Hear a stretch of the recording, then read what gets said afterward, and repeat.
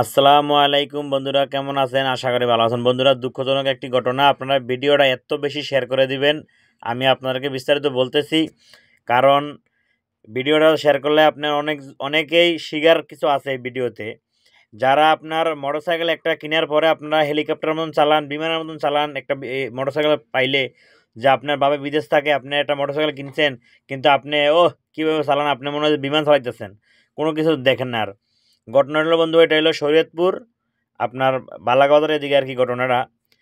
দুইজন লোক আর কি আপনার এই বাজার থেকে আসার পথে আর কি ওই মোটরসাইকেলটা এত স্পিডে চালায় আইসে আর কি, আইসে আর কি আপনার ওই দুজন মানুষের উপর উঠাইছে। নগদে একজন মানুষ ওই জায়গায় পুরো ফিনিশ।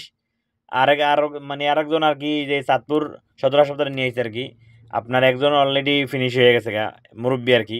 এই যে এইগুলো তার তার বাপ আর কি, সে এখন কাঁদতেছে আর বলতেছে যে এরকম এরকম ঘটনা। তো মোটরসাইকেল অবশ্য ধরা হয়েছে, মোটরসাইকেল এখন আটকানো আছে আর কি।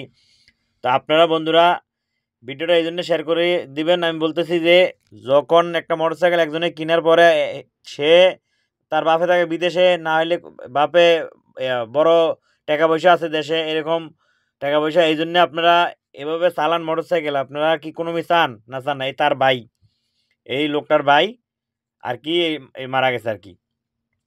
তো আমার কথা হলো যে আপনারা দেখে শুনে চালান, মোটরসাইকেল চালান, সমস্যা কি? আমরা দেখে শুনে চালান। দেশ গ্রামে আপনার রাস্তায় কতটুক হয় আর কি। একজন মানুষ রাস্তাতে হাইটে গেলে আপনার মোটরসাইকেলের উপরে উঠায় দেন, তো এটা তো ঠিক না।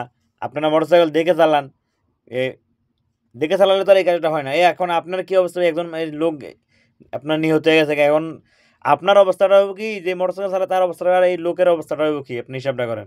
সে বাফার আইলো, যে আপনার এই কাজটা করলো, সে তো আপনার মনে করলেন যে ফ্যামিলি যদি থাকে, তার ফ্যামিলিতে কত সমস্যা, কেস হইব, হইব, কত কিছু হইব, এগুলো নিয়ে বহু ঝামেলা আছে নি আছে।